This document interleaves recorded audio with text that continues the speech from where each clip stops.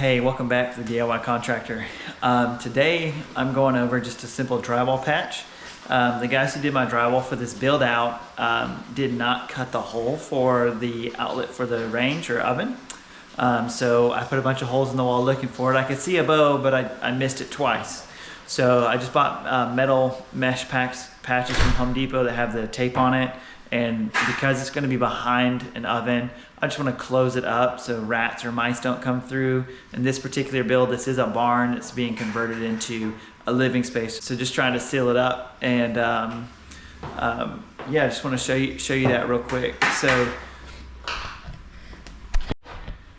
right here's what I'm talking about. We have this outlet right here for the oven that's been wired in. We are going to space that out, but we want to put some drywall mud right here and bridge this up. And then instead of just putting a bunch of stuff in here, I just buy these little patches like this, and you stick them on. They, once you take them off, they look like this. You just stick them on. They've got glue and they're sticky on the back.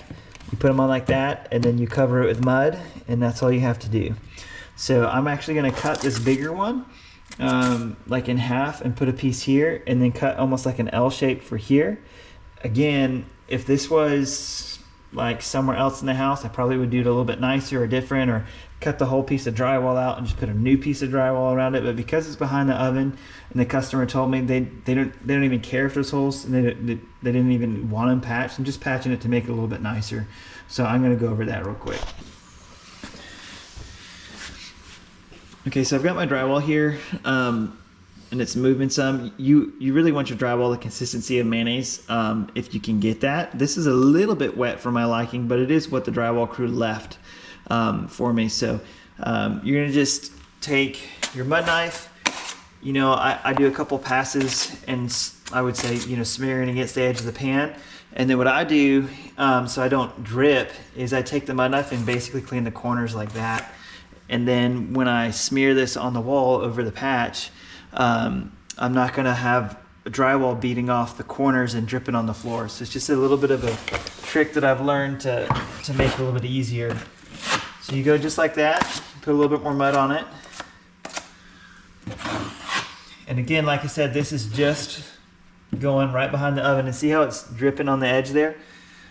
So I'm just cleaning that up a little as I'm going. That way I'm not making a huge mess on the floor and then having to come back later and clean up the floor. So you could like stick this on the corners or the edges like this if your tape's not sticking, or if your patch isn't sticking. And that'll kind of give you something to start.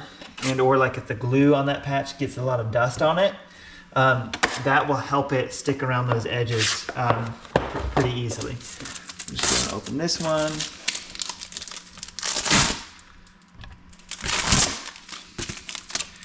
Can you grab my snips? 10 snips. Oh wait, that's for the big one. I've got this one right here. I'm just gonna stick it here now. So don't be afraid to get messy, because you're gonna get messy. So you want to use a big mud knife so it smears and spreads evenly.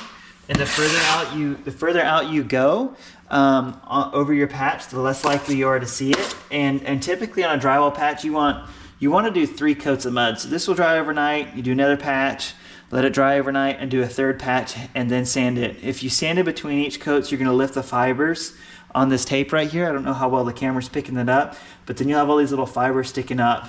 You can kind of see it here a little bit better. But it's just one pass, and you let this dry, and it will hold it in place. And then you put more mud on top of it. Maybe you scrape off some of these ridges in between, but really you want to do 3 coats of mud is the trick. Don't try to make it perfect and beautiful with 1 coat of mud, because you can't.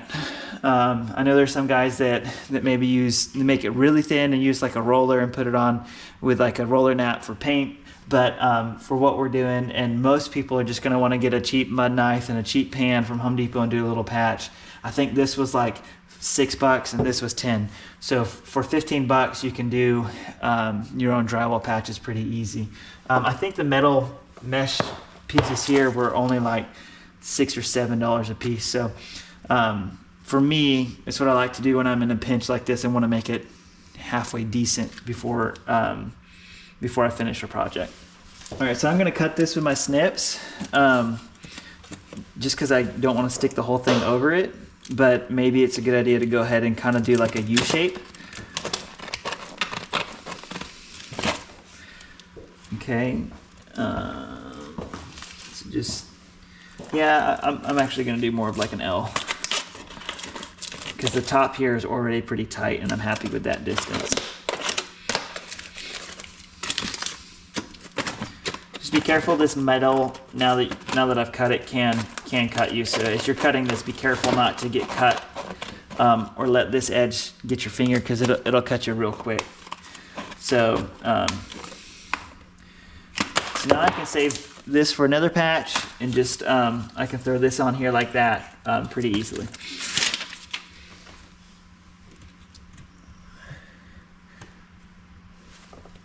And if it's bent and sticking up, just pull it off and kind of bend it back to the location or the spot you'd like it to be. And I just want to have this here so when I put my plate over this, it looks clean. Again, no one's really ever going to see it, but I want it to be nice if somebody pulls this out one day.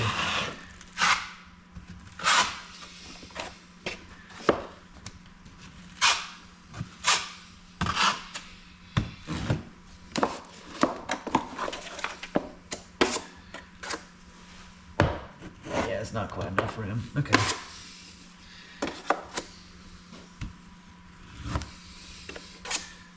I've got the power off to this outlet. So there, it just picked up on the outlet. The power's off, because if that happens and I accidentally stick my knife in here, I'm not going to get shocked, because it's no fun to get shocked.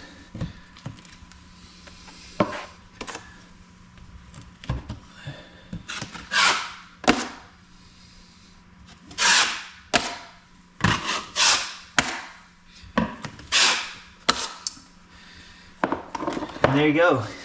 It's messy. Again, I try to keep it off the floor here. Once that dries, it'll scrape up or knock up real easy. You can do it with some plastic so you don't scrape the floor. And then this will come off real easy. I'm just going to leave the power off. We'll let this dry overnight. We'll come back and put some more coats on it. We'll use spacers and space this outlet out. That way it's resting and supported in the blue box and not on the drywall. And then we'll put a plate cover over it so it's sturdy. So if somebody plugs something in and pulls it out, they're not going to bust the drywall repair or patch here. So just take your time. Don't rush drywall. If you do, you're going to get lots of bumps or lines or creases in it that are going to look awful by the time you're done and wanting to paint. So yeah, that's how you do that. So I hope this was helpful. If it was, if you could please like and subscribe, and I'll keep making videos like this. Have a great one.